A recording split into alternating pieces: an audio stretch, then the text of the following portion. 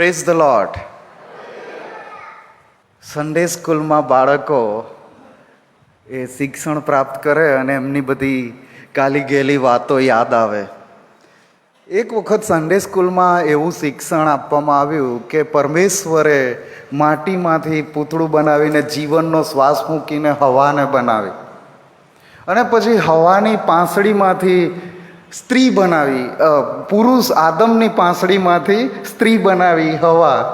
આ શીખ્યું. હવે નાના બાળકના મનમાં શું ફિટ થઈ ગયું ખબર નહીં, પણ એક વખતે સવારે ઉઠ્યો ને એના મમ્મીને કહે છે, મમ્મી મમ્મી મને તો એવું લાગે છે કે મારી પત્ની હવે બહાર આવશે, હવા બહાર આવશે. એટલે મમ્મી તો ચોંકી ગયા, આવું કેવું, તું આવું કેવી રીતે કહી શકે? તો કહે છે, અમને અમારા ટીચરે સન્ડે સ્કૂલમાં શીખ્યું હતું કે પાંસળીમાંથી પરમેશ્વરે સ્ત્રી બનાવી અને મને આ કૂંખમાં જ દુખે છે, અહીંયા કૂંખમાં જ દુખે છે. એટલે એને એમ લાગ્યું કે પરમેશ્વરે અંદર ને અંદર જ પાંસળીમાંથી સ્ત્રી બનાવવાનું જારી કરી દીધું. આ નાના બાળકોનું ભોળપણ, એ જે સમજે એમની કાલી ગેલી ભાષામાં, એ પણ આજે આપણે ખાસ રીતે આજે એક વિષયને જોવા માંગીએ છીએ જેના વિશે આપણે બધા બહુ જ ઉત્સાહિત હોઈએ છીએ. ઘણા બધા લોકોનો ઉત્સાહ અત્યારે કદાચ ઠંડો પડી ગયો હશે કેટલાક વર્ષો પછી, પણ જે લોકો રાહ જોઈ રહ્યા છે એમનો તો ઉત્સાહ પાછો ચરમસીમાએ હશે. જેઓ શોધખોળમાં પડ્યા છે એમનો તો વધારે હશે. એટલે આજે આપણે લગ્ન વિશેની કેટલીક વાત જોવા માંગીએ છીએ. કેળવણી અને ખ્રિસ્તી ઉછેર સમિતિ, કે આ મંડળીમાં એક શિક્ષણ બધાને મળતું રહે એના માટેના વિશેષ આયોજનો કરનારી આ સમિતિ, અને એનો સન્ડે મનાવીએ છીએ. અને સાથે સાથે આપણી મંડળી આ 2026નું વર્ષ એ કુટુંબ વર્ષ તરીકે મનાવી રહ્યા છે. અને માટે અત્યારે આપણે ખાસ રીતે આ લગ્ન વિશે કેટલીક બાબત જોવા માંગીએ છીએ. એકચ્યુઅલી આ લગ્ન છે શું? માર્ક ટ્વેઇન એ બહુ જાણીતા લેખક, પણ એ ખ્રિસ્ત વિરોધી હતા. એટલે ખ્રિસ્તના વિરોધમાં જ બોલવાનું, ખ્રિસ્તીઓની વિરુદ્ધમાં જ બોલવાનું એમનું વલણ હંમેશાથી એવું જ રહ્યું. અને એવું કહેતા હતા કે આ ખ્રિસ્તી ધર્મ એ તો સ્લોટર હાઉસ રિલિજન છે, એટલે કતલખાનાનો ધર્મ છે. કેમ આવું કહેતા હતા? તો કે છે આ ઈસુ ખ્રિસ્તને જે રીતે એમની કતલ કરવામાં આવી અને પાપોની માફી પાછી રક્તમાં માંગવાની, એટલે મને તો આ બધું સમજાતું જ નથી અને મારે સમજવું નથી. આવી વિચારસરણીવાળા આ માર્ક ટ્વેઇન એ જુવાન વયે એક જુવાન સ્ત્રીના પ્રેમમાં પડ્યા જેનું નામ હતું ઓલિવિયા લોંગડોન. આ ઓલિવિયા લોંગડોનના પ્રેમમાં પડ્યા. બંને જણ એકબીજાને મળતા, વાતચીત કરતા, અને પછી એવું નક્કી કરવામાં આવ્યું કે બંને જણ લગ્ન કરે. પણ લગ્ન પહેલાં આ જે એમના થનાર પત્ની ઓલિવિયા, કે જે એક સાચા ખ્રિસ્તી કુટુંબમાંથી આવતા હતા અને પ્રભુનું ભજન કરવાનું, પ્રભુ સાથે જોડાયેલા રહેવાનું અને વચનો પ્રમાણે જીવન જીવવાનું, બહુ કાળજીપૂર્વક જીવન જીવે એવા આ ઓલિવિયા લોંગડોન હતા. અને સામે પક્ષે માર્ક ટ્વેઇન, જે ઈસુ ખ્રિસ્તનું વારંવાર મજાક ઉડાવે અને ખ્રિસ્તી ધર્મનું અપમાન કરે. પણ હવે લગ્નની, આ બંને જણના માટે લગ્નની વાતો ચાલી રહી છે. ઓલિવિયાએ આ માર્ક ટ્વેઇન, કે જે ઈસુ ખ્રિસ્ત પર અવિશ્વાસ આણતો હતો, એ અવિશ્વાસને લેખે ગણ્યો નહીં, એ બાબત પર વિચાર જ કર્યો નહીં અને માર્ક ટ્વેઇન સાથે લગ્ન કરી લીધું. લગ્ન કર્યાના થોડા જ સમયમાં એમની પર ઘણી બધી આફતો આવવા લાગી. આ માર્ક ટ્વેઇન ધનવાન હતા, છતાં પણ કેટલાક એવા નિર્ણયોના કારણે નાણાકીય સંઘર્ષમાં સરી પડ્યા. બહુ ભયાનક પરિસ્થિતિ ઊભી થઈ ગઈ. એમની બહુ જ વાલી દીકરી હતી, એ દીકરીનું મરણ થયું અને બંને જણ દુઃખી થઈ ગયા.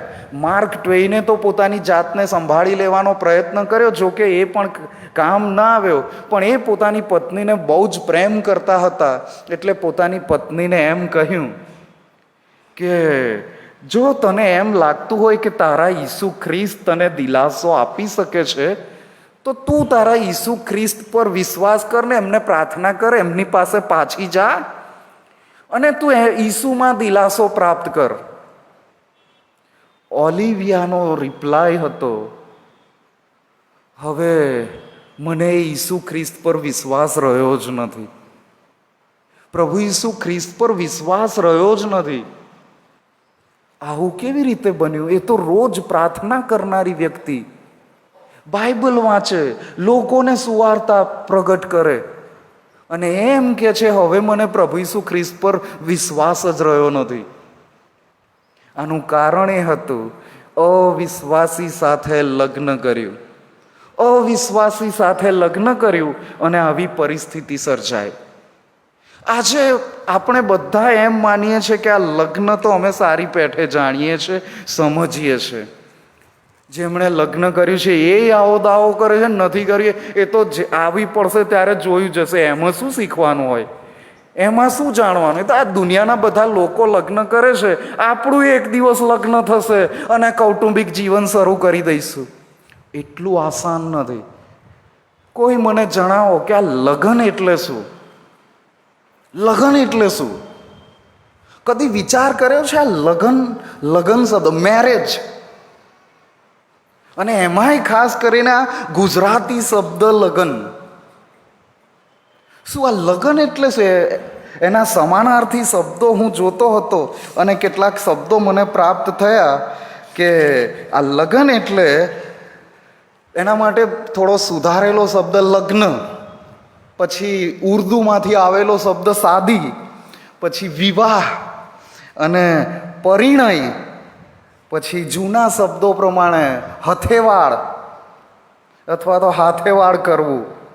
કેટલાક પહેલાં તો કાચા લગ્નો થતા હતા, એટલે ફૂલહાર્યું લગ્ન, આવા બધા શબ્દો લગ્ન માટે વપરાય છે. પણ એક્ઝેક્ટલી આ લગ્ન એટલે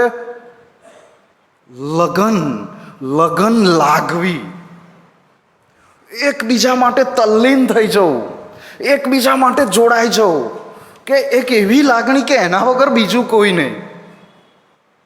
જીવન સાથી તરીકે સાથે રહેવા માટે, એક દેહ થવા માટે આના સિવાય બીજું કોઈ નહીં. હવે એ આ લગન શબ્દનો અર્થ થાય છે. લગન શબ્દનો અર્થ થાય છે.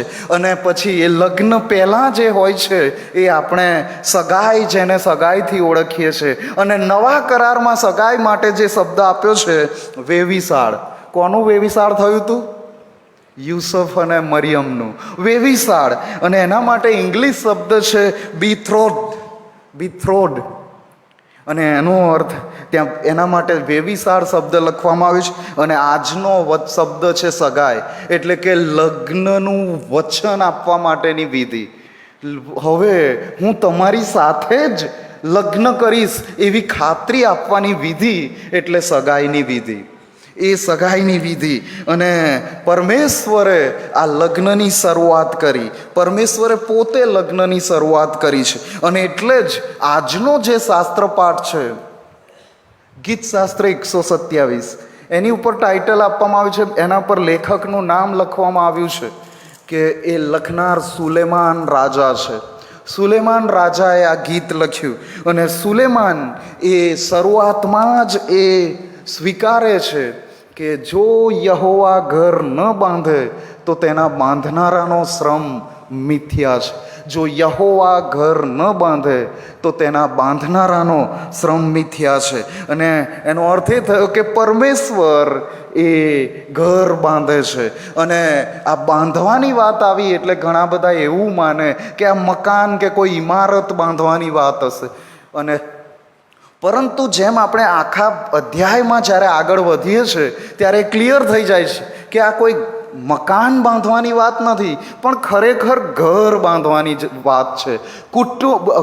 મકાન ત્યારે ઘર બને જ્યારે એમાં કુટુંબ રહેતું હોય, અને પછી એ ઘર કુટુંબ તરીકે ઓળખાય. અને આગળ જતાં જે બધી વાતો લખી છે, પહેલી કલમમાં તો આમ તો એમ દર્શાવ્યું છે કે ઘર બાંધનાર, નગર બાંધનાર, અને પછી આપણે આત્મિક રીતે જોઈએ તો મંડળી બાંધનાર, એવું આપણને પ્રતીત થાય. પણ બહુ ખાસ રીતે અહીં પરમેશ્વર દર્શાવવા માંગે છે કે આ લગ્નની જે વ્યવસ્થા છે, કુટુંબ બાંધવાની વાત એ પરમેશ્વર પાસેથી આવી, પરમેશ્વર પાસેથી આવી. અને પરમેશ્વરે એ આપણા માટે બહુ મોટું એ જાણે કે આપણને મોટો આશીર્વાદ આપ્યો છે. એટલે આપણને સૌથી પહેલો પ્રશ્ન એ થાય કે કેમ યહોવા, પહેલા પ્રશ્ન થાય કે ઘર કોણ બાંધે છે? તો યહોવા પરમેશ્વર, સર્વ શક્તિમાન સર્જનહાર પરમેશ્વર એ ઘર બાંધે છે. અને કેમ ઘર બાંધે છે? તો એનો જવાબ છે ઉત્પત્તિનો પુસ્તક, એનો 2 અધ્યાય, કે માણસ એકલો રહે તે સારું નથી, માણસ એકલો રહે તે સારું નથી. અને માણસને પરમેશ્વરે રચ્યા છે, માણસને પરમેશ્વરે સર્જ્યા છે અને એમના જેવા સર્જ્યા છે. પરમેશ્વરને પણ એવી ઈચ્છા હોય છે કે હંમેશા દૂતોની આસપાસ ઘેરાયેલા રહે, બધા માણસો પરમેશ્વર સાથે જોડાયેલા રહે, એ સહવાસની વાત. અને જ્યારે એ જ પરમેશ્વર ખાસ રીતે માણસનું સર્જન કરે છે, ત્યારે આદમ અને હવા, એક પુરુષ અને એક સ્ત્રીની રચના કરે છે. પરમેશ્વરે આદમ અને હવાની રચના કરી. આ પરમેશ્વરે 2 પુરુષોની રચના કરી નહીં, કે 2 સ્ત્રીઓની રચના કરી નહીં, પણ એક પુરુષ અને એક સ્ત્રી. અને આ પરમેશ્વરના પોતાના શબ્દો છે કે માણસ એકલો રહે તે સારું નથી. અને આજે પરમેશ્વરનું વચન આપણી પાસે આવ્યું છે કે આ માણસ એકલો રહે તે સારું કેમ નથી. એના માટે આપણે બધા સારી પેઠે જાણીએ છીએ કે પરમેશ્વરે સ્ત્રી અને પુરુષને જે શરીરની રચના એવી રીતે કરેલી છે કે એ દરેક વ્યક્તિની એ જરૂરિયાત છે, દરેક વ્યક્તિની જરૂરિયાત છે. એ ચાહે શારીરિક હોય કે એ લાગણીની જરૂરિયાત હોય, એ કૌટુંબિક અને સામાજિક જરૂરિયાત હોય, એક સ્ત્રી અને એક પુરુષ જોડાયેલા રહે તે જરૂરનું છે. અને આ પરમેશ્વરે જ્યારે માણસને એમની સ્વરૂપમાં અને પ્રતિમામાં બનાવ્યા છે, ત્યારે જનરલી એ રીતે જ બનાવ્યા કે લગ્ન કરે જ કરે. પણ આજે પરિસ્થિતિ એવી થઈ છે કે કેટલાક લોકો એમ કહે છે કે અમારે તો લગ્ન કરવું નથી, અમારે લગ્ન કરવું નથી. પણ પરમેશ્વર એવું કહે છે કે માણસ એકલો રહે તે સારું નથી. આ કોઈ માણસોના શબ્દ નથી, સર્જનહાર પરમેશ્વરના શબ્દો છે કે માણસ એકલો રહે તે સારું નથી. અને આજે ઘણા બધા લોકો એવું મન બનાવીને બેઠા છે કે મારે લગ્ન કરવું નથી, મારે લગ્ન કરવું નથી. પરંતુ મને કહેવા દો કે આ પરમેશ્વરની યોજના છે અને પરમેશ્વરે આ શરૂઆત કરી છે લગ્નની.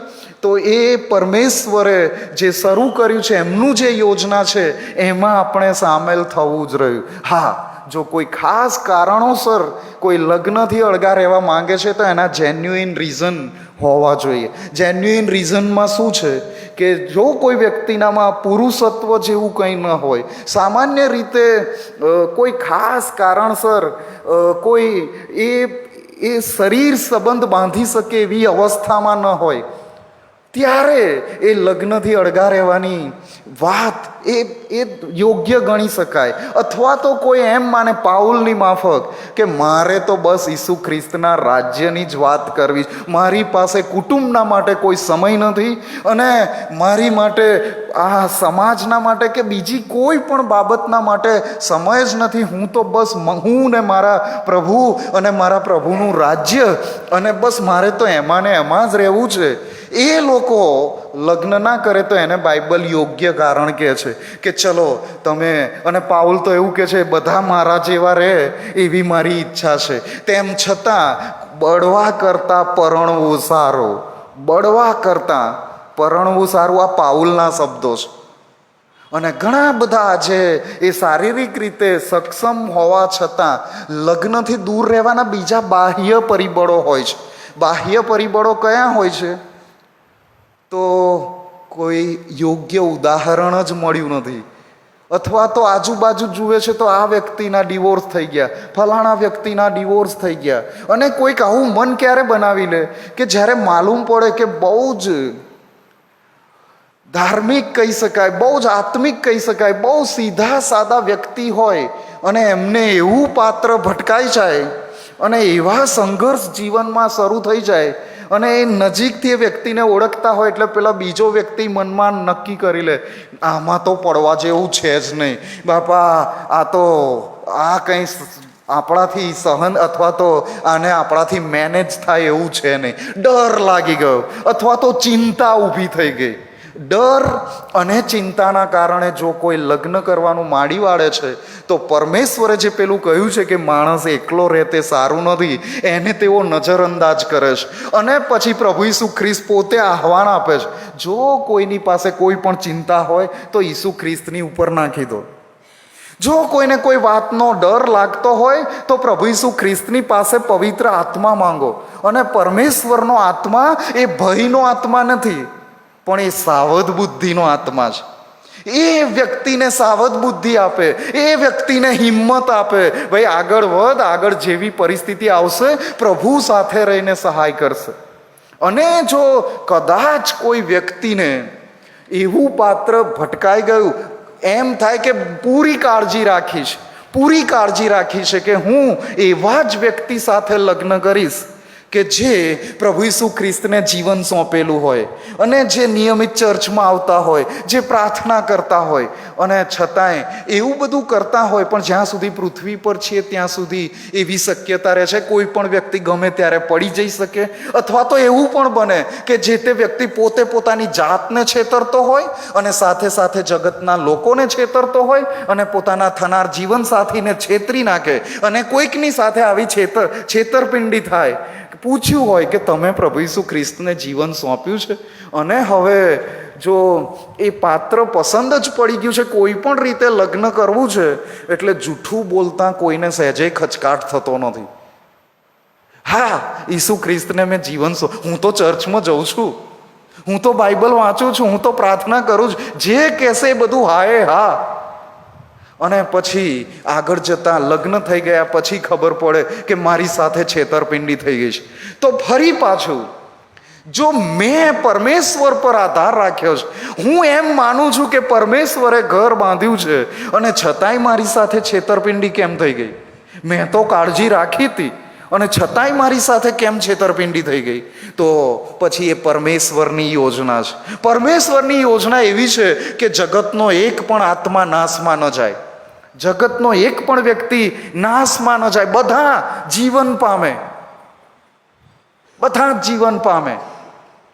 અને પછી એ પરમેશ્વરની યોજનામાં જે તે વ્યક્તિને એક જ ટાસ્ક આપવામાં આવી હોય, એ પરમેશ્વરની યોજના હોય કે હવે આખી દુનિયાને તું સુવાર્તા પ્રગટ કરે કે ના કરે, હવે તું તારો જીવ રેડી દે કે તારા જીવન સાથી પ્રભુ ઈસુ ખ્રિસ્ત સાથે જોડાઈ જાય. તું તારું સર્વસ્વ એમાં ન્યોછાવર કરી દે કે આ એક આત્માને લઈને તું સ્વર્ગમાં જાય. આ પરમેશ્વરની યોજના છે, આ પરમેશ્વરની યોજના છે. અને એટલે જો કોઈને એમ લાગતું હોય કે મારા જીવન સાથી એ તો કદી પ્રાર્થના કરતા નથી, એ તો ઈસુ ખ્રિસ્ત પર વિશ્વાસ કરતા નથી, તો પ્રાર્થના કરવાનું શરૂ કરી દો કે આખી દુનિયાના બીજા બધા લોકો તારણ પામે કે ન પામે, પણ મારા જીવન સાથી તારણ પામવા જોઈએ, મારા જીવન સાથી એ તારણ પામવા જોઈએ. અને એકલી પ્રાર્થના જ નહીં, સાથે સાથે પ્રભુ પાસે પવિત્ર આત્માનું ભરપૂરીપણું માગીએ કે એ એના આત્માથી આપણને ભરી દે, કે બધું સહન કરવાની શક્તિ આપે, સામેથી આપણો ધિક્કાર કરે, તિરસ્કાર કરે, આપણી પર એ બધું જોર જુલમ કરે અને સામે પક્ષે આપણે પ્રેમ જ કરવાનો, પ્રેમ જ કરવાનો. આ બહુ અઘરું છે અને ઘણા બધા હારી જાય છે, થાકી જાય છે. એ તો તમારા પર વીતી નથી એટલે તમને શું ખબર પડે, તો તમને આવું પાત્ર ભટકાયું હોત તો ખબર પડે. આવું બધું કહીને લોકો પરમેશ્વરની યોજના પર પ્રશ્નાર્થ કરતા થઈ ગયા છે. લોકો પરમેશ્વરની યોજના પર પ્રશ્નાર્થ કરતા થઈ ગયા છે, કેમ કે પરમેશ્વર બધાને જાણે છે. અને જ્યારે આપણે પરમેશ્વર સાથે જોડાઈએ છીએ, આપણે એમ માનીએ છીએ કે યહોવા ઘર ન બાંધે તો તેના બાંધનારાનો શ્રમ મિથ્યા છે.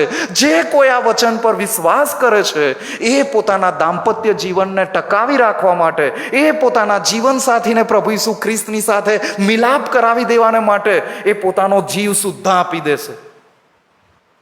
અને એટલા માટે પાઉલ શિક્ષણ આપતા એમ કે છે કે જેવો તું તારી જાત પર પ્રેમ કરે છે એવો તારી પત્ની પર તું પ્રેમ કર. અને પછી એ જ પાઉલ એમ પણ કહે છે ખ્રિસ્તમાં હવે કોઈ સ્ત્રી નથી ને કોઈ પુરુષ નથી, એટલે વાઇસે વર્સા, બેમાંથી કોઈ પણ એક વ્યક્તિ જો એ પ્રભુ ઈસુ ખ્રિસ્તને નથી જાણતા તો પાઉલ કરિન્થની મંડળીને પહેલો પત્ર લખતા 7મા અધ્યાયમાં કહે છે તમારી રૂઢીકરણી જોઈને તમારો સાથી જે ઈસુ ખ્રિસ્ત પર વિશ્વાસ નથી કરતો એને તમે જીતી લો. આ લગ્ન કરવા માટેનું કારણ છે. અને જેણે પ્રભુ ઈસુ ખ્રિસ્ત પર વિશ્વાસ કર્યો છે એણે બધાએ સુવાર્તા પ્રચાર કરવાનો છે.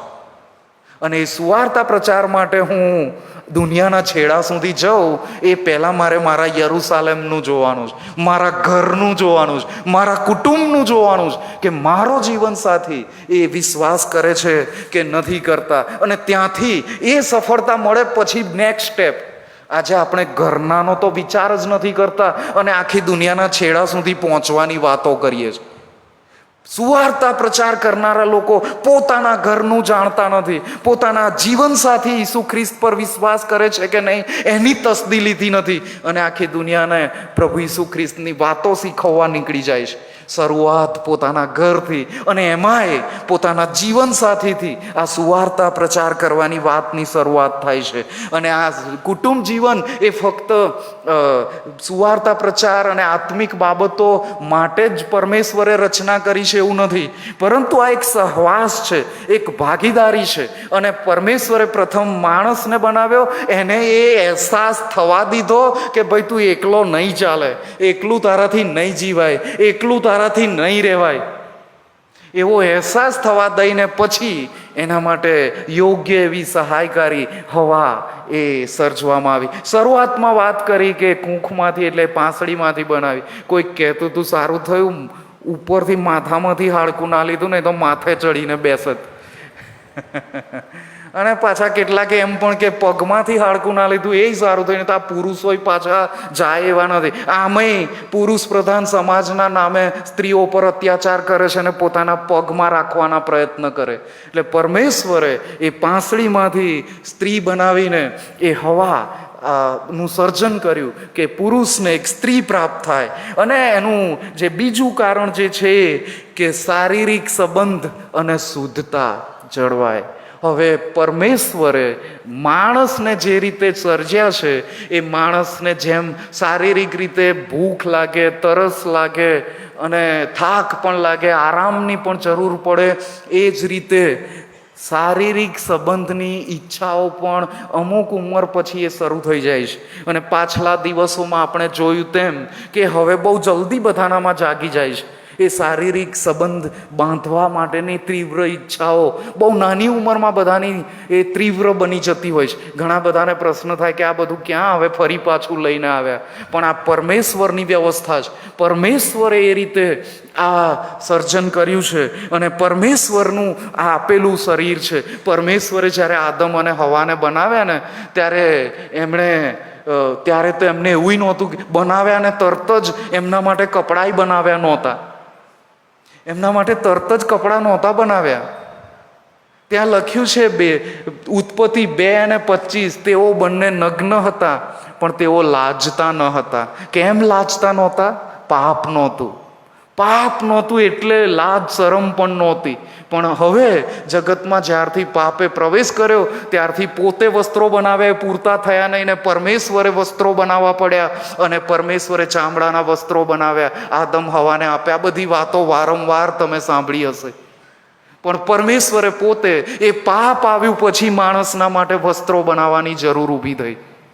પરમેશ્વરે આ શારીરિક સંબંધ આપ્યો અને પછી પાઉલ શિક્ષણ આપતા 1 કોરિન્થી 7મો અધ્યાય 2જી કલમથી 5મી કલમમાં આ લગ્ન શા માટે પરમેશ્વરે આપ્યું એ સીધું આ જ વિષય પર વાત કરે છે કે જે વિષય માટે કોઈ ચર્ચા કરવા તૈયાર નથી. અને એવું નથી કે કોઈને આ વિષયમાં કશું શીખવું નથી, પણ એ ગૂગલ પાસે જાય છે, એ ગૂગલ પાસે જાય છે, એ જગતના લોકો પાસે જાય છે, એ આજુબાજુ પાસેથી શીખે છે, મિત્રો પાસેથી શીખે છે અને ખોટું શિક્ષણ લઈને આવે છે. 1 કોરિન્થી 7મો અધ્યાય અને એની 2જી કલમથી 5મી કલમમાં અહીંયા બહુ સ્પષ્ટ રીતે આ પ્રભુના વચનો છે કે માણસ સ્ત્રીનો સ્પર્શ ન કરે તો સારું. આ પાઉલ એવું કહે છે કે માણસ એ સ્ત્રીનો સ્પર્શ ન કરે તો સારું, પણ વ્યભિચાર ન થાય માટે દરેક પુરુષે તથા દરેક સ્ત્રીએ લગ્ન કરવું. આ લગ્ન માટેનું કારણ છે, લગ્ન માટેનું આ એક કારણ, સબળ કારણ છે કે જે પાઉલ સીધું કહી દે છે. અને છતાંય આપણે આ બધી વાતો મોઘમમાં રાખીએ છીએ કે આ બધું જાહેરમાં બધી વાતો કરવાની ના હોય, જાહેરમાં બધી વાતો કરવાની ના હોય. પણ જે એમ કહે છે કે જાહેરમાં વાતો કરવાની ના હોય એ જ લોકો પછી જ્યારે કોઈકનું સ્કેન્ડલ બહાર આવે, કોઈકના વ્યભિચારનું પાપ બહાર આવે ત્યારે હા હા હી હી અને ઠહાકા સાથે ચાલુ પડી જાય છે. ત્યારે જાહેરમાં બધી વાતો કરે છે, ત્યારે એ વિચાર કરતા નથી કે આજુબાજુમાં નાના બાળકો બેઠા છે, એમના પર શું શીખશે. અને લોકોની વાતચીત કરવા માટે, એકબીજાને ગોસિપિંગ કરવા માટે જો કોઈ પડી ગયો છે વ્યભિચારના પાપમાં, તો એવું જ જાહેરમાં છડે ચોક અને સોશિયલ મીડિયા પર ને બધે એ ચગાવશે. પણ જે ખરેખર બધાને શિક્ષણ પ્રાપ્ત થવું જોઈએ કે શા માટે લગ્ન કરવાનું છે, એ કહેવાથી આપણે અળગા રહીએ છીએ. અને જ્યારે બાળકો, આપણા બાળકો, જુવાનો લગ્નની ઉંમરે આવે છે ત્યાં સુધી તો એમણે બહારથી આ બધા વિષયો પર એટલું બધું શિક્ષણ મેળવી લીધેલું હોય છે કે એમને બાઇબલની વાતો એ એમને માફક આવતી જ નથી, બાઇબલની વાતો એમને સ્વીકારવા જેવી લાગતી જ નથી, આઉટડેટેડ લાગે છે. કેમ કે એ બધા મોડર્ન થઈ ગયા છે, કેમ કે આપણે એમને અપડેટેડ કર્યા નથી પ્રભુના વચનોથી. અહીંયા બહુ સ્પષ્ટ રીતે લખ્યું છે કે વ્યભિચાર ન થાય માટે દરેક પુરુષે તથા દરેક સ્ત્રીએ લગ્ન કરવું. અને પછી સલાહ પણ આપે છે કે પતિએ પોતાની પત્ની પ્રત્યે પોતાની ફરજ બજાવવી અને તેમજ પત્નીએ પોતાના પતિ પ્રત્યે ફરજ બજાવવી. અને પછી આગળ જતાં આ જ વિષયમાં જે લખ્યું છે કે પત્નીને પોતાના શરીર પર અધિકાર નથી પણ પતિને જ. અને અહીંયા પાઉલ અટકી જતા નથી જેમ મોટે ભાગે બન્યું છે એમ કે પતિ જ પોતાના પત્ની પર અધિકાર ચલાવે, પણ અહીંયા એમ પણ લખ્યું છે કે પત્નીને પોતાના શરીર પર અધિકાર નથી પણ પતિને છે. એમ જ પતિને પણ પોતાના શરીર પર અધિકાર નથી પણ પત્નીને છે. લગ્ન થાય એટલે એકબીજાના શરીર પર પતિ પત્નીનો અધિકાર છે. એ આ શારીરિક સંબંધના માટે કહેવામાં આવ્યું છે, શારીરિક સંબંધના માટે કહેવામાં આવ્યું છે. આ કેમ પાઉલે આવું કહેવું પડ્યું કે પતિનો પોતાના શરીર પર અધિકાર નથી પણ પત્નીને છે, પત્નીનો પોતાના શરીર પર અધિકાર નથી પણ એ પતિને છે? કેમ? જો બેમાંથી કોઈક એકની ઈચ્છા હોય શરીર સંબંધની, લગ્ન થયું છે તો એ ઈચ્છા પૂરી કરવી જ રહે, એ ઈચ્છા પૂરી કરવી જ રહે ને. એમાં ઉંમરનો કોઈ બાદ આવતો નથી, ઉંમરનો કોઈ બાદ આવતો નથી. લગ્નના ગમે તેટલા વર્ષો પૂરા થઈ ગયા હોય, બાઇબલ એમ કે છે, નીતિ વચનમાં લખેલું છે, તારી જુવાનીની પત્નીમાં તું આનંદ કર, તારી જુવાનીની પત્નીમાં તું આનંદ કર. અને આજે ઘણા બધા કારણોસર, ઘણા બધા એવા કારણો છે કે આ શરીર સંબંધથી પતિ પત્ની અળગા થઈ જાય છે. એમાં એમને હવે ક્ષોભ જેવું લાગે, શરમ જેવું લાગે, પણ શરીરની જરૂરિયાત ન સંતોષાતા કેટલા બધા સ્કેન્ડલ બહાર આવે છે, કેટલા બધા એવા વ્યભિચારના પાપમાં પડેલા લોકો છે. અને એવું નથી કે બધા જુવાનો જ વ્યભિચાર કરે છે, જે વૃદ્ધાવસ્થા સુધી પહોંચ્યા છે એવા લોકો પણ આ વ્યભિચારના પાપમાં પડ્યા છે. અને વ્યભિચારના પાપથી બચવા માટેનું સૌથી પહેલું પગથિયું યોગ્ય સમયે યોગ્ય વ્યક્તિ સાથે લગ્ન કરી લેવું, અને લગ્નમાં જેની સાથે બંધાયા છે એની સાથે જ એ સંબંધમાં જોડાયેલા રહેવું, અને એની સાથે જ એવી લગ્ન આ વાતના માટે, એટલીસ્ટ આ વાતના માટે અને બીજી બધી વાતોના માટે, એ જે જીવનસાથી છે એના માટેની જ લગ્ન, એના માટેની જ તીવ્ર ઈચ્છા, એ પ્રભુના વચનો આપણને શીખવે છે. પ્રભુનું વચન હિબ્રુ 13 અને 4 એમ કે છે, એ પણ આપણે જોઈને ફરી પાછા પાઉલ જે કહે છે એમાં પાછા આવીએ. હિબ્રુ 13 અને 4 ત્યાં એવું લખવામાં આવ્યું છે કે લગ્ન સર્વમાં માન યોગ્ય છે. શા માટે માન યોગ્ય છે? લગ્ન સર્વમાં માન યોગ્ય શા માટે છે? એ આખી કલમ વાંચીએ તો ખબર પડે. હિબ્રુ 13 અને 4, સર્વમાં લગ્ન માન યોગ્ય ગણાય અને બીછાનું નિર્મળ રહે, કેમ કે ઈશ્વર લંપટોનો તથા વ્યભિચારીઓનો ન્યાય કરશે. શા માટે લગ્ન સર્વમાં માન યોગ્ય છે? કયું કારણ? મુખ્ય કારણ કયું? વ્યભિચારનું પાપ. વ્યભિચારનું પાપ ન થાય, બીછાનું નિર્મળ રહે, માટે લગ્ન સર્વમાં માન યોગ્ય છે. એટલે આ શરીર સંબંધની જે વાત આવે છે એ ફક્ત ને ફક્ત લગ્ન સંબંધમાં જ, લગ્ન પહેલા પણ નહીં અને લગ્ન પછી કોઈ અન્ય વ્યક્તિ સાથે નહીં, પણ જેમની સાથે લગ્ન થયા છે તેમની સાથે જ. આજે સમાજ સ્વીકારે કે ના સ્વીકારે, પણ આ શરીર સંબંધમાં વધુ આનંદ મેળવવા માટે, વધુ સંતોષ પ્રાપ્ત કરવા માટે લોકો અહીં તહીં ભટકે છે અને વ્યભિચારના પાપમાં પડે છે, અને પછી ડિવોર્સ થાય એમાં આ વ્યભિચારનું કારણ સૌથી મોટું હોય છે. વ્યભિચારનું કારણ એ સૌથી મોટો ભાગ ભજવે છે. અહીંયા બહુ સ્પષ્ટ રીતે લખી દેવામાં આવ્યું છે, લગ્ન સર્વમાં માન યોગ્ય રહે. તમને જાણીને નવાઈ લાગશે કે આ લગ્ન શા માટે કરવું જોઈએ અને લગ્ન શા માટે ચર્ચમાં થવું જોઈએ, એનું કારણ જાણીને નવાઈ લાગશે. જ્યાં સુધી વ્યક્તિનું લગ્ન નથી થતું ને ત્યાં સુધી, જો એ જુવાન થઈ ગયો ને એનું લગ્નની ઉંમર થઈ ગઈ, એ પછી દીકરો હોય કે દીકરી હોય, એ કોઈ પણ વ્યક્તિના ઘરે જાય, ક્યાંય પણ જાય તો મનમાં સંશય રહેશે, એનો બહુ જલ્દીથી સ્વીકાર નહીં થાય. એના માટે હવે ભાઈ ઉંમર થઈ, તું લગ્ન કરી લે. ક્યારે તું લગ્ન કરવાનો છે? કોઈકના ઘરે જાય, પોતાના ઘરે જાય તો પણ આવો પ્રશ્ન થાય, પારકાના ઘરે જાય તો શંકાની દ્રષ્ટિએ જ જુએ, કેમ અહીં આવ્યો છે? એ જતાવે કે ના જતાવે, સામે મોડે કે ના કે? કેમ કે તમને મારો પોતાનો અનુભવ કહું, હું તો પાળક હતો, બોલો 1 વર્ષ પાળક તરીકે હું સિંગલ હતો, મારું લગ્ન થયું નહોતું, અને જેના ઘરે મુલાકાતે જઈએ એટલે વાહ સાહેબ ક્યારે લગ્ન કરો છો, સારા શબ્દોમાં ક્યારે લગ્ન કરો છો. કેટલાક તો વાત બતાવીએ, કોઈક વાત બતાવીએ. જો બાળકો માટે સમાજ આવું વિચારતો હોય, કુટુંબો આવું વિચારતા હોય, તો પછી જેઓ સેવામાં નથી, જેઓ પ્રભુ ઈસુ ખ્રિસ્તને ઓળખતા નથી, એવાના પર માણસો કેવી રીતે વિશ્વાસ કરશે? અને એટલે જ આ લગ્ન થવું એ બહુ જરૂરનું છે.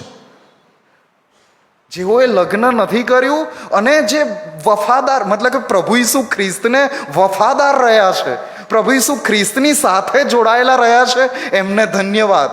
એવો બધા પાઉલના જેવા કે જેઓ વ્યભિચારના પાપમાં નથી પડ્યા, લગ્ન કરીને પણ શુદ્ધ રહ્યા છે, બીછાનું નિર્મળ રાખ્યું છે, ખોટા વિચારો નથી કર્યા, એવા બધાને ધન્યવાદ.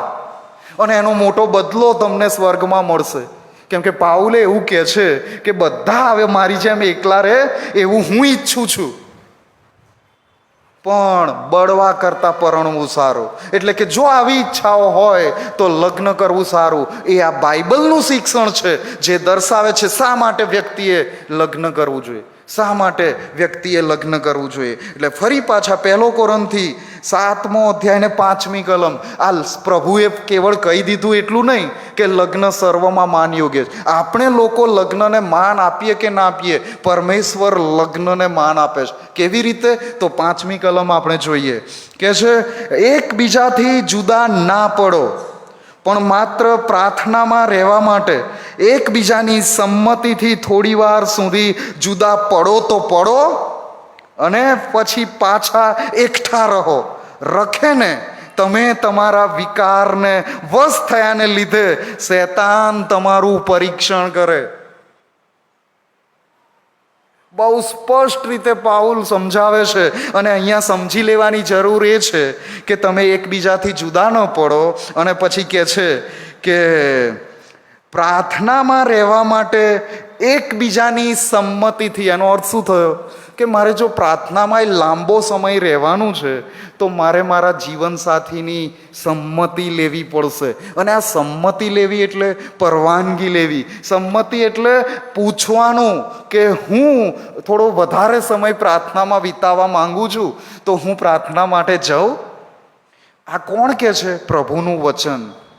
પાઉલ શિક્ષણ આપતા એમ કે છે અને એમ પણ કે છે સંમતિથી થોડી વાર જુદા પડો તો પડો અને ફરી પાછા એકઠા રહો. કેમ કે રખે ને તમે તમારા વિકારને વશ થયાને લીધે શૈતાન તમારું પરીક્ષણ કરે. શૈતાન તમારું પરીક્ષણ કરે. આ પાપમાં નહીં પડવા માટે શારીરિક સંબંધ અને માણસોની બધાની શુદ્ધતા જળવાઈ રહે માટે યહોવા ઘર બાંધે છે, માટે યહોવા કુટુંબની રચના કરે છે. આજે ઘણા બધા જુવાનો એમ કે છે આ મારી શારીરિક જરૂરિયાત તો લિવ ઇન રિલેશનશીપમાં પૂરી થઈ જશે. મારા મિત્રો છે જે લગ્ન કરવા નથી માંગતા, એમની સાથે મારી આ જવાબદારી અથવા મારી આ ભૂખ સંતોષાઈ જશે, મારી જવાબદારી મિટાઈ જશે. તો એવા લોકો વ્યભિચારના પાપમાં પડેલા છે. કેમ કે જેઓ લગ્ન બાહ્ય સંબંધમાં જોડાય છે એ બધા વ્યભિચારનું પાપ કરે છે. એ બધા વ્યભિચારના પાપમાં જીવન જીવી રહ્યા છે. અને અહીં પતિ પત્ની એકબીજાની સાથે ને સાથે રહે એ પરમેશ્વરની યોજના છે. અને સાથે સાથે બાળકો, પેઢી આગળ ચાલતી રહે. કેમ કે આજનો શાસ્ત્ર પાઠ છે ત્યાં બાળકોની વાત લખી છે. ત્યાં બાળકોની વાત લખી છે. અને ઉત્પત્તિ 1:28 એ ફળદ્રુપ ફળો વૃદ્ધિ પામો અને ફળવંત થાઓ અને ભરપૂર થાઓ, એ જે આશીર્વાદ આપ્યો છે એ બાળકો માટે. અને એ જ રીતે માલાખી 2:15 જે વાત લખવામાં આવી છે એ પણ આપણે જોઈએ. માલાખી 2:15 માલાખી 2:15 ત્યાં જે બાબત લખવામાં આવી છે આપણે જોઈએ. ત્યાં જણાવવામાં આવ્યું છે કે આ બાળકો વિશેની વાત. વળી જેનામાં આત્માનો અંશ હતો તેણે એ પ્રમાણે કર્યું નથી. તે એક જણે શા માટે એમ કર્યું? તે ધાર્મિક સંતાનની ઈચ્છા રાખતો હતો માટે. એ માટે તમારા મન વિશે સાવધાન રહો ને કોઈ પણ પોતાની જુવાનીની પત્ની સાથે કપટથી ન વર્તો. અહીંયા જે બાબત પ્રભુના પ્રબોધક દ્વારા કહી દેવામાં આવી છે, બાળકો માટે લગ્ન કરવાનું. બાળકો માટે લગ્ન વગરે બાળકો આજે બધા પેદા કરતા થઈ ગયા છે, એવું નહીં કરવાનું. એ શિક્ષણ અહીં આપવામાં આવ્યું છે. અને કેટલાક લોકો તો ઘરમાં પત્ની છે અને બહાર જઈને સંતાનો પણ હોય એવી પરિસ્થિતિ ઊભી થાય એવા બધા લોકો માટેનું આ શિક્ષણ છે કે પત્ની સાથે ક્યારેય કપટથી વર્તો નહીં. પત્ની સિવાય બીજે ક્યાંય બહાર બાળક માટે પણ આવો સંબંધ ન રાખો. અને આપણે જાણીએ છીએ કે ઇબ્રાહિમ એની પત્ની સારાથી બાળકનું વચન આપ્યું હતું, છતાં પણ એ હાગારને પેટે એને દીકરો થયો. અને આજે આખા વિશ્વમાં જે યુદ્ધ ને બધી પરિસ્થિતિઓ છે એ આપણે બધા સારી પેઠે જાણીએ છીએ કે આજે પણ એ તકલીફમાંથી લોકો બહાર આવી શક્યા નથી. એ સદાના માટે તકલીફ કાયમ રહેવાની છે. એ કેટલી ગંભીર બાબત છે એ દર્શાવવામાં આવ્યું છે. અને અહીં જે બાળકો માટે અહીં પાછો બીજો એક પ્રશ્ન એવો થાય કે જે દંપતીને બાળક નથી તો એમનું શું? એમના માટે આ માલાખી 2:15 જે આત્મિક રીતે ધાર્મિક બાળકો પેદા થાય એના માટે એ ફરીથી કે કોઈને અવિશ્વાસી જીવનસાથી મળ્યા છે તો સુવાર્તા પ્રગટ કરીને એમને ખ્રિસ્તી કરી લે અને પછી એ રીતે આખી જિંદગી નીકાળી દે. એવી જ રીતે જેમને બાળકો નથી એ લોકો પણ કોઈકને સુવાર્તા પ્રગટ કરે. અને જો કોઈ એ પ્રભુ ઈસુ ખ્રિસ્તનો સ્વીકાર કરે તો એ જેમણે પ્રભુ ઈસુ ખ્રિસ્તનો સ્વીકાર કર્યો છે એ જે તે દંપતીના બાળકો બનીને રહેશે. એમના આત્મિક માતા પિતા. જેઓને પરમેશ્વરે આ આશીર્વાદથી વંચિત રાખે એમ કહી ન શકાય. કેમ કે લગ્ન જીવનનો જે આશીર્વાદ આપ્યો છે ને એ જ એટલો મોટો આશીર્વાદ છે કે એમાં બાળકો હોય કે ના હોય એનાથી કોઈ ફરક નથી પડતો. અને માટે હું તમારા ઉત્તેજનના માટે એક વાત કહીશ કે જ્યારે હાન્નાને બાળકો થતા નહોતા ત્યારે એલ્કાના જેને બાળકો થયા એને વધારે પ્રેમ નહોતો કરતો. પણ એલ્કાનાના શબ્દો તો જુઓ. આ લગ્ન જીવનની, કૌટુંબિક જીવનની આ ખૂબી છે, આ આધાર છે. એલ્કાના એવું કહે છે, હાન્ના દુખીને દુખી રહે છે કે મને જ કેમ બાળકો નહીં, મને કેમ બાળકો નથી, આ પનિન્નાને બાળકો થાય મને કેમ ન થાય. અને રડી રડીને પ્રાર્થના કરે, દુખી થયા કરે. એલ્કાના એને કહે છે 10 બાળકો કરતાં હું તને વધારે નથી શું? 10 બાળકો કરતાં વધારે હું તને નથી રાખતો? 10 બાળકો કરતાં વધારે હું તને પ્રેમ નથી કરતો? આ છે દાંપત્ય જીવનનો આશીર્વાદ. અને જો પરમેશ્વરે જે દંપતીને બાળક નથી આપ્યા અને પતિ પત્ની બંને સાથે છે એવા દંપતીઓને ધન્યવાદ, એવા દંપતીઓને ધન્યવાદ. અને હાય એવા લોકોને કે જેમને બાળક ન થયા અને છૂટાછેડા આપી દીધા, એમને પરમેશ્વરનો શ્રાપ લાગશે. અને એ શરદ મેકવાનના શબ્દો નથી, માલાખી પ્રબોધક દ્વારા લખેલું છે. તમારા પત્ની ત્યાગને હું ધિક્કારું છું, તમારા પત્ની ત્યાગને હું ધિક્કારું છું. આ પ્રભુના પવિત્ર વચનો છે. કારણ શું? બાળકો ન થયા એટલે છોડી દીધા. એલ્કાના જેવું મન હોવું જોઈએ કે 10 બાળકો કરતા તને હું વધારે નથી શું? યાકૂબ, લેયા અને રાહેલ બે પત્ની. લેયાને બાળકો થતા હતા, રાહેલને નહોતા થતા. અને યાકૂબ કોને પ્રેમ કરે છે? રાહેલને વધારે પ્રેમ કરે છે. માટે જેઓને બાળકો નથી તેઓના માટે પણ કોઈ બહાનું નથી કે તેઓ અલગ થઈ જાય, પણ તેઓ પ્રભુની પાસે માંગે. અને બસ એક જ રીત નથી, અહીંયા માલાખી દ્વારા કહી દીધું કે ધાર્મિક બાળકો, આત્મિક બાળકો એ પણ આપણે પ્રાપ્ત કરી શકીએ છીએ. કોઈકને પ્રભુ ઈસુ ખ્રિસ્તની સુવાર્તા આપીને, ખ્રિસ્તમાં મેળવી લઈને એ આપણા કુટુંબના સભ્યો બને, એ આપણા સંતાન બને, આત્મિક સંતાન બને. એ પરમેશ્વરની યોજના છે. અને બધાને પરમેશ્વર આવો લાવો નથી આપતા. એ કેટલાક ચુનંદા ખાસ જે કરી શકે છે એવાને જ આવી તક આપે છે. અને એમાં એ ક્યારે ખબર પડે? જ્યારે માલુમ થાય કે યહોવા ઘર બાંધે છે, યહોવા એ ઘર બાંધે છે. એ જ્યારે આપણને માલુમ પડે ત્યારે આ બધી વાતો આપણને સમજાય, ત્યારે આપણે આ બધું શીખી શકીએ અને સમજી શકીએ. અને બાળકો એ આશીર્વાદ તો છે, પણ એટલો મોટો આશીર્વાદ નથી કે મને બાળકો નથી એટલે હું દુઃખી જ રહ્યા કરું. પણ હું પરમેશ્વરનો આભાર માનું મારા જીવન સાથીના માટે. હું પરમેશ્વરની પાસે માંગુ કે મને એવા લોકો આપો કે જેમને હું તમારી વાત કહું અને એ પ્રભુ ઈસુ ખ્રિસ્તનો સ્વીકાર કરી લે અને એ અમારા ઘરના સભ્યો બની જાય, અમારા સંતાન બની જાય. અને એ રીતે પણ આગળ વધાય. ચોથી જે બાબત છે એ શુદ્ધિકરણ. બંને જણનું શુદ્ધિકરણ થાય. કેમ કે છેવટે આપણે સ્વર્ગમાં રહેવાનું છે. આ સડી ગયેલી પૃથ્વીમાં ને પૃથ્વીમાં નથી રહેવાનો. ખરાબ થઈ ગયેલી, ભ્રષ્ટ થઈ ગયેલી, પાપી પૃથ્વીમાં નથી રહેવાનું. કે જ્યાં આ ખરાબ અને ભ્રષ્ટ અને પાપના કારણે લોકોના હૃદયોમાં સડો લાગ્યો છે. લોકોના હૃદયોમાં પણ સડો લાગેલો છે. અને એવા સડો લાગેલા હૃદયોવાળા લોકોની સાથે રહેવું એના કરતાં સ્વર્ગમાં રહેવું એ વધારે સારું રહેશે. પણ એ ક્યારે સ્વર્ગમાં રહી શકીશું? જ્યારે આપણું શુદ્ધિકરણ થાય ત્યારે. અને ક્યારે આપણું શુદ્ધિકરણ થશે?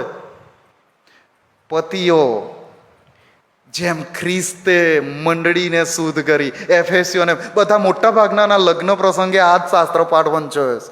એફેસી 5 21-33, અને ત્યાં વાત લખી છે કે જેમ મંડળીને ખ્રિસ્ત દાગ કે કરચલી વગરની કરે છે, એવી જ રીતે પુરુષ સ્ત્રીને દાગ કે કરચલી વગરની કરે, અને સ્ત્રી પુરુષને દાગ કે કરચલી વગરના કરે. બંને શુદ્ધ થાય, બંને તૈયાર થાય કે સ્વર્ગમાં સદાકાળ તેઓ સાથે રહે. અને એટલે જ લગ્ન વખતે આશીર્વાદ આપવામાં આવે છે. તેઓ બંને એવી રીતે જીવે કે તેઓ બંને સ્વર્ગના રાજ્યમાં સ્થાન પ્રાપ્ત કરે. આ લગ્નનો આશય છે, આ લગ્નનો હેતુ છે કે લગ્ન કરીને પતિ પત્ની એવી રીતે સાથે રહે કે એમને સ્વર્ગમાં જીવન પ્રાપ્ત થાય, શુદ્ધ થાય, બંને શુદ્ધ થાય. અને મને કહેવા દો કે જો કોઈ પતિ પત્નીના સંબંધમાં કોઈ પણ પ્રકારે, કોઈ પણ કારણે, કોઈ પણ બાબતના લીધે દૂરીઓ આવી ગઈ છે, તો આજે આ વચન તમારા બધાના માટે છે. જે પતિ પત્નીના સંબંધમાં દૂરીઓ આવી ગઈ છે, એકબીજાથી અંતર બનાવી લીધું છે, એકબીજા સાથે વાતચીત કરતા નથી, એકબીજા સાથે શારીરિક ભૂખ તો છે, ઈચ્છા તો છે, પણ સંબંધમાં બંધાતા નથી, એકબીજાના પ્રેમની કે લાગણીઓની કદર કરી નથી, એકબીજાની કાળજી લીધી નથી, એકબીજાની બતાવી દેવા માટે ઉતાવળા થયા છે, એકબીજાથી અળગા રહેવા માટે મન બનાવી લીધું છે. એ ચાહે કોઈ બાહ્ય પરિબળ હોય કે ચાહે પોતાના જીવનસાથી તરફથી પરિબળ હોય, આ શૈતાન એવા લોકોમાં કામ કરી રહ્યો છે કે જેને પોતાના જીવનસાથીથી અળગા કરી દીધા છે. કેમ કે યહોવા ઘર બાંધે છે, યહોવા કુટુંબવાળા બનાવે છે, યહોવા જીવનસાથી આપે છે. એટલે જે કોઈ કુટુંબમાં જો દૂરીઓ આવી ગઈ છે, તો પ્રભુ ઈસુ ખ્રિસ્તની ખાતર, પરમેશ્વર સર્વશક્તિમાન પરમેશ્વરની ખાતર કોઈ પણ પ્રકારની નબળાઈ હોય, કોઈ પણ પ્રકારની ભૂલ હોય, તો એકબીજાને માફ કરી દો. જો એ નહીં થાય તો એ શુદ્ધિકરણની પ્રક્રિયામાં આપણે સામેલ થઈ શકતા નથી. અને જે કોઈ પોતાના જીવનસાથીને માફ ન કરી શકે, એ બીજા બધાને શું માફ કરવાના? એ બીજા બધાને શું માફ કરવાના? આજે આ લગ્નને આપણે બહુ રમતમાં લઈ લીધું છે. ફાવ્યું તો ઠીક, નહીં તો આપણે આપણી રીતે જોઈ લઈશું. લગ્ન એના માટે નથી, લગ્ન નિભાવવા માટે જ છે. લગ્ન શબ્દનો જ અર્થ સમજતા નથી અને લગ્ન કરી બેઠા છે. હવે પ્રભુ એમ કે છે, હું તમને સંભાળી લઈશ, તમે મારી આણ સ્વીકારો, તમે મારી પાસે આવો, તમે મારું વચન વાંચો, તમે મારા વચનોમાંથી શીખો કે આ સંબંધોને કેવી રીતે મજબૂત કરી લેવાય, કેવી રીતે કુટુંબને બચાવી લેવાય, કેવી રીતે કુટુંબમાં પ્રેમથી ભરપૂર થઈ જઈએ, કેવી રીતે એકબીજાની જરૂરિયાત પૂરી કરીએ. આજે ઘણા બધા છે જે પોતાના બાળકોના માટે થઈને એક છત હેઠળ તો રહી રહ્યા છે, પણ એકબીજા માટે પ્રેમ નથી, એકબીજા માટે માન નથી, એકબીજા માટે કડવાહટ છે.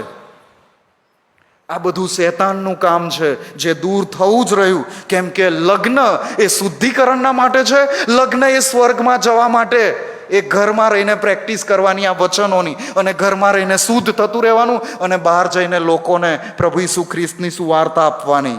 અને આ લગ્ન એટલા માટે પરમેશ્વર બાંધે છે, કુટુંબ એટલા માટે પરમેશ્વર બાંધે છે કે ખ્રિસ્ત અને મંડળીનો રહસ્યમય સંબંધ, આ તો એક મર્મ છે. હું તો ખ્રિસ્ત અને મંડળી સંબંધી કહું છું, અને છતાંય પતિ પોતાના પત્નીને પ્રેમ કરે અને પત્ની પોતાના પતિને આધીન થાય. આ પાઉલના શબ્દો છે જે એફેસીઓને પત્ર 5મો અધ્યાય 31 અને 32મી કલમમાં લખ્યું. આપણે જ્યારે આપણા જીવનસાથી સાથે જોડાઈએ છીએ, પતિ પત્ની સાથે આવે છે, ત્યારે જ એ ખ્રિસ્ત અને મંડળીનું જે રહસ્યમય સંબંધ છે એને સમજી શકશે. એનો અર્થ એ થયો કે જેઓ ખ્રિસ્તને સમજવા નથી માંગતા, જેઓ મંડળીને વિશ્વાસુ નથી, જેઓ ખ્રિસ્તને જીવન સોંપ્યું નથી, એ કૌટુંબિક જીવનને સમજતા જ નથી. જો આપણે કુટુંબિક જીવનને માન નથી આપ્યું, તો આપણે આ પરમેશ્વરના મર્મોને સમજ્યા નથી. અને ખ્રિસ્ત મંડળીને લેવા માટે આવી રહ્યા છે. ખ્રિસ્ત મંડળીની સાથે લગ્ન કરશે, ખ્રિસ્ત મંડળીની સાથે સદાકાળ રહેશે. અને આ મંડળી કોણ? પ્રભુ ઈસુ ખ્રિસ્ત પર વિશ્વાસ કરનારા લોકો. એટલે જો હું મારા પત્ની સાથે વિશ્વાસુ નથી, મારા દાંપત્ય જીવનને પ્રથમ સ્થાન આપતો નથી, તો મને ઈસુ ખ્રિસ્તની પડી નથી, મને સ્વર્ગની પડી નથી. મારું જે થવાનું હોય થાય, પણ તને તો હું બતાવી દઈશ. હું ભલે નરકમાં જઈ ચડું, પણ તને તો હું બતાવી દઈશ. અને આજે ખ્રિસ્તીઓ ટોપ પર આવી ગયા ડિવોર્સમાં, આ બતાવી દેવાના ચક્કરમાં. નાની નાની વાતમાં બધા છૂટાછેડા સુધી કોર્ટમાં સીધા પહોંચી જવાનું. અને અહીંયા યહોવા ઘર બાંધે છે. અને જો યહોવાએ ઘર બાંધ્યું છે તો માણસો તોડનારા કોણ? અને એટલે જે પરમેશ્વર પિતાના પુત્ર પ્રભુ ઈસુ ખ્રિસ્ત કહે છે, જેને દેવે જોડ્યું એને કોઈ માણસ કદી જુદું પાડે નહીં. જેને દેવે જોડ્યું એને કોઈ માણસ કદી જુદું પાડે નહીં. હવે મારો સમય તો પૂરો થઈ ગયો છે, પણ આ લગ્ન જેને આપણે સમજવા માંગીએ છીએ, તો સૌથી પહેલી બાબત એ છે કે લગ્ન બાઇબલમાં એની કેવી રીતે શરૂઆત થઈ, તો એ તો આપણે જાણીએ છીએ કે આદમ હવાને સાથે લાવ્યા અને લગ્ન થયું. પણ શરૂઆતથી એવી કોઈ બાઇબલમાં કોઈ જગ્યાએ એવું લખ્યું નથી કે એ ધાર્મિક અથવા તો સામાજિક મેળાવડો થાય ને બધા સાથે મળીને આવે અને એક પુરુષને સ્ત્રી લગ્ન કરે. એવી વ્યવસ્થાની વાત લગભગ ક્યાંય જોવા મળતી નથી. પણ હા, નવા કરારમાં એ આવે છે. પણ સૌથી પહેલી વાત લગ્નની આવે છે ત્યારે કે નૂહના વખતમાં લોકો પરણતા હતા અને પરણાવતા હતા. ત્યાં એ લિવ ઇન રિલેશનશિપ જેવું કહી શકાય. અથવા તો છેક ઇબ્રાહિમના સમયમાં ઈસાકના લગ્નની વાત આપણે જાણીએ છીએ કે ઈસાકના માટે એલિયાઝર જઈને રીબકાને લઈ આવ્યા અને પછી દૂરથી ઈસાકે જોઈ કે રીબકા આવી રહી છે, દોડીને ગયો અને લઈ આવ્યો અને તંબુમાં લઈ ગયો અને તે તેની પત્ની થઈ. આ લગ્ન. એક પુરુષ એક સ્ત્રીની સાથે એક સંબંધ બાંધે એટલે લગ્ન થઈ ગયું છે. એ આ પ્રાચીન સમયની વાત, અને જરા કલ્પના તો કરો કે નૂહના સમયમાં લગ્ન કરવું એ ત્યારે ગુડિયા ગુડ્ડીના ખેલ જ હતા. બધા રમત જ હતી. જેને જ્યાં ફાવ્યું ત્યાં ને જેટલાની સાથે ફાવ્યું એટલાની સાથે લગ્ન કર્યા કરે, કેમ કે લોકોના મન ભૂંડાઈથી ભરાઈ ગયેલા હતા. આ બાબત ત્યાં લખવામાં આવી. પછી આ ઇબ્રાહિમની વાત, પછી આ યાકૂબ કે 7 વર્ષ સુધી પોતાની પત્ની માટે મજૂરી કરી અને જેને એ પ્રેમ કરતો હતો એના માટે 14 વર્ષ સુધી એણે મજૂરી કરી. આ લગ્નની રીત. અને પછી આગળ જતાં બીજા ઘણા બધા લગ્નો વિશે બાઇબલમાં લખવામાં આવ્યું છે. અને એ જે લગ્નો વિશે લખવામાં આવ્યું છે એમાં કાલેબ એની દીકરીનું લગ્ન એવા વ્યક્તિ સાથે કરાવશે જે યુદ્ધ જીતી લેશે. એવા લગ્નની પણ વાત છે. ને ત્યાં પાછું કાલેબની દીકરી કહે છે, દહેજમાં તે મને જમીન તો આપી, હવે કૂવા પણ આપ. એટલે એની દીકરી એમ કે છે, હવે હું મારા પતિનું કલ્યાણ થાય, એ જ મારું જીવન. અને આજે ઘણા બધા સ્ત્રીઓ લગ્ન પછી મારી મા અને મારા બાપા, હું એમ નથી કહેતો કે છોડી દેવાનું, અને બાઇબલ પણ નથી કહેતું કે છોડી દો, મૂકી દો, કોઈની કાળજી ન લે. એ તો ખ્રિસ્તીપણું છે. એ તો આપણી સામાન્ય સેવા છે. કોઈ પણ જરૂરિયાતમંદની મદદ કરું તો મારા સાસુ સસરાની સેવા હું ન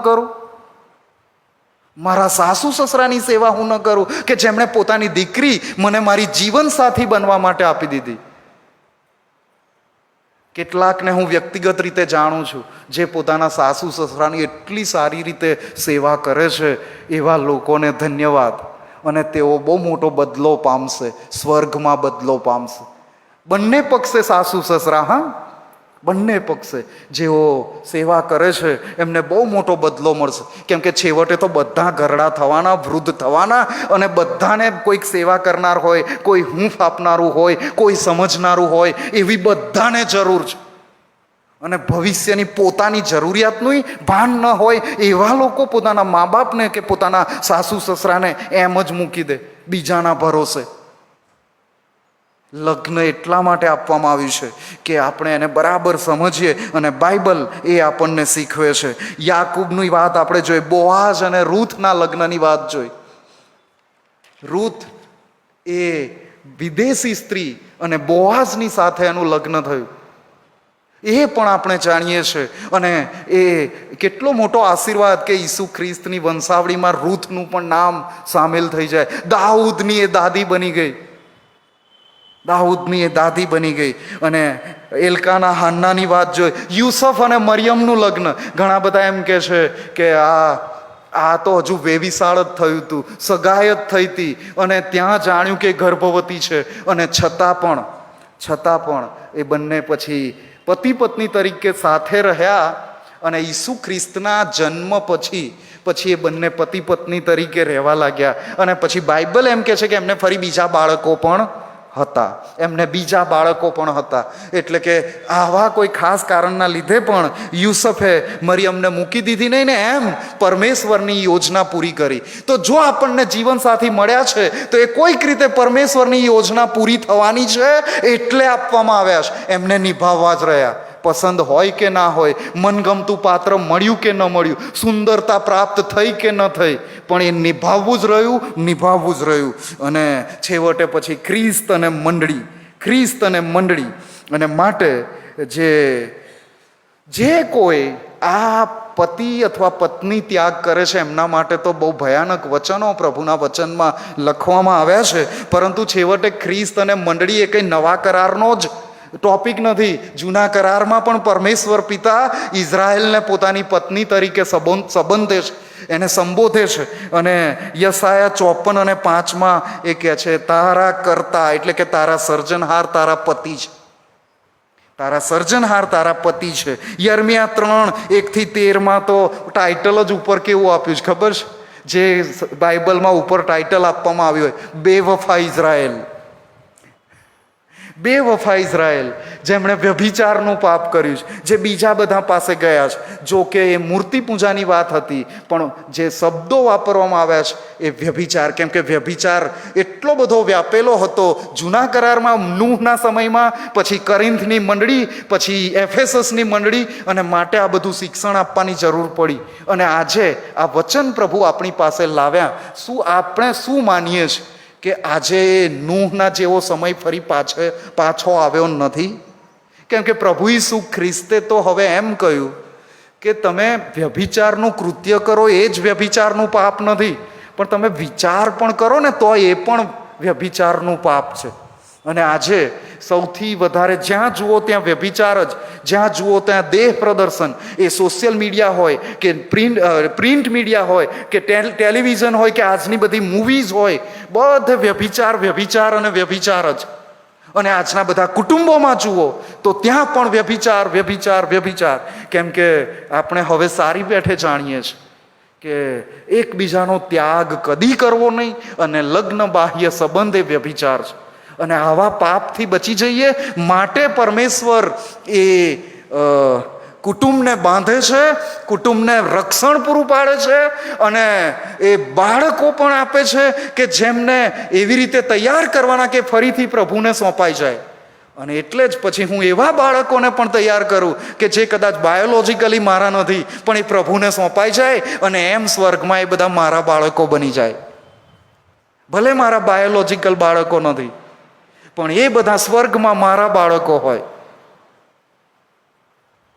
આપણને આ કૌટુંબિક જીવનને પ્રભુના વચનોથી સમજવું પડશે. કેમ કે આ બાઇબલ શરૂઆતમાં લગ્ન, આખું બાઇબલ લગ્ન જીવનને કેવી રીતે નિભાવવું એનું શિક્ષણ, અને છેલ્લે પ્રકટીકરણમાં ખ્રિસ્તનું મંડળી સાથે લગ્ન.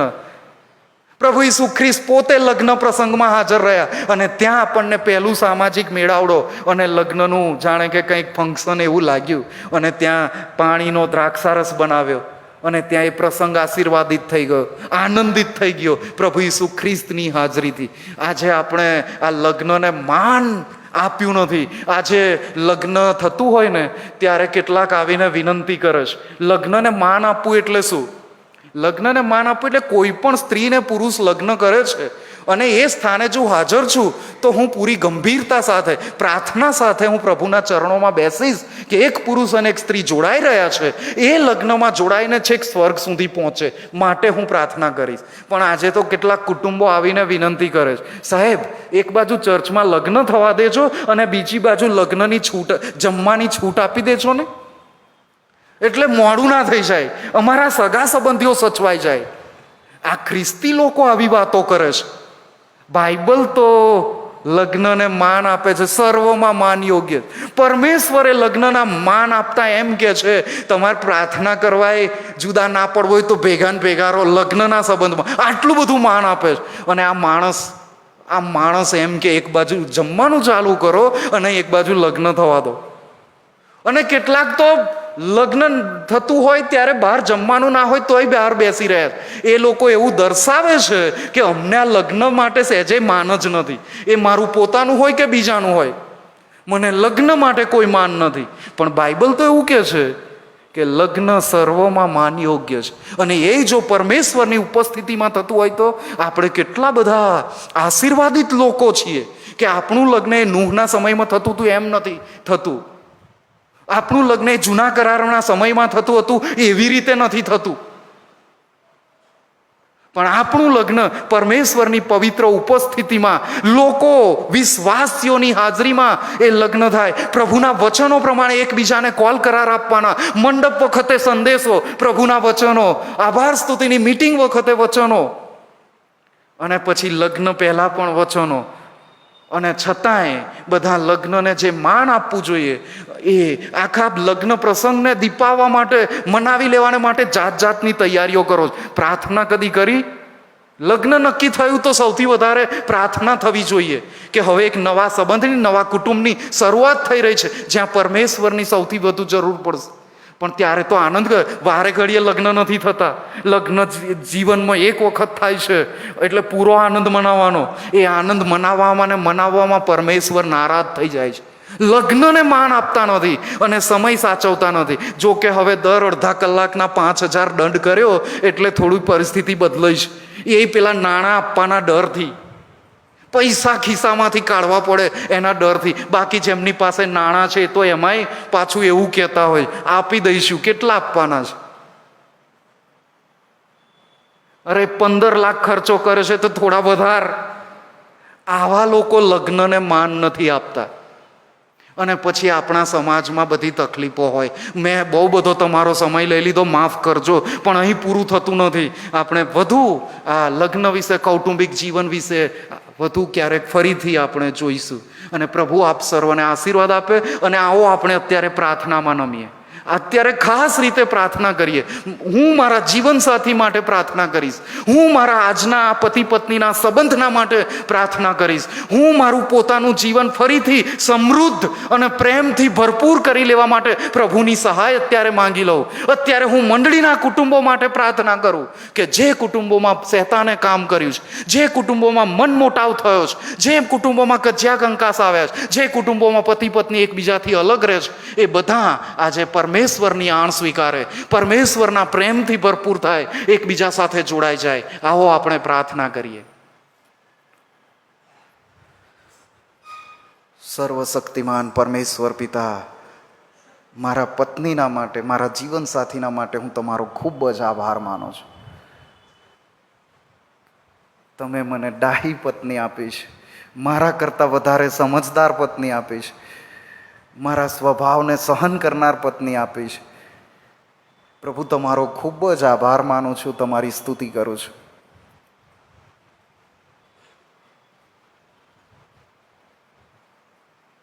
પવિત્ર પ્રભુજી, ઘણી બધી વખત મારી પત્નીને હું પ્રેમ દર્શાવવામાં ઊણો ઉતર્યો છું. ઘણી બધી વખત મેં ગુસ્સો કરી દીધો છે. ઘણી બધી વખત મેં એમને સમજવાનોય પ્રયત્ન કર્યો નથી. ઘણી બધી વખત મારો અહંકાર પણ વાતચીત, વ્યવહારમાં આડે આવ્યો હશે. આ બધું તમે જાણો છો. પ્રભુ મને માફ કરો. પ્રભુ તમે મને માફ કરો. અને અમને બંનેને વધુ એકબીજાને પ્રેમ કરવા, એકબીજા સાથે જોડાયેલા રહેવા અને તમારી સાથે જોડાયેલા રહીને આ કૌટુંબિક જીવનનો આનંદ માણવાને કૃપા આપો. અને પ્રાર્થના કરું છું, આ મારી મંડળીમાં જે લોકોના કૌટુંબિક સંઘર્ષ છે, જેઓ એકબીજાને સમજી શક્યા નથી, જેઓ તમને સમજી શક્યા નથી, જેઓ તમારા વચનો સમજી શક્યા નથી, જેઓ તમારી યોજનાને સમજી શક્યા નથી, આ બધાને પ્રભુ તમે સહાય કરો, મદદ કરો. અને પ્રભુ એ તૂટતા કુટુંબોને તમે બચાવી લો. અને પવિત્ર પ્રભુ, આગ્રહથી વિનંતી કરું છું કે તમે પુનઃસ્થાપિત કરો. તમારો પ્રેમ બધા કુટુંબોમાં રેડી દો, તમારી સમજ બુદ્ધિ બધા કુટુંબોમાં રેડી દો. અને પવિત્ર પ્રભુ, તમારી સલામતી અને તમારી સુખાકારી, તમારી સમૃદ્ધિ અને એકબીજા માટેની કમિટમેન્ટ, એકબીજા માટે જોડાયેલા રહેવા માટે, એકબીજાની લગની અને લગન લાગી જાય એવો પ્રેમ પ્રભુ તમે ફરીથી જીવંત કરો, પુનઃસ્થાપિત કરો એવી વિનંતી કરતાં અમે બધા તમારા હાથોમાં સોંપાઈ જઈએ છીએ. પ્રભુ ઈસુ ખ્રિસ્તની મારફતે માગીએ છીએ. આમેન.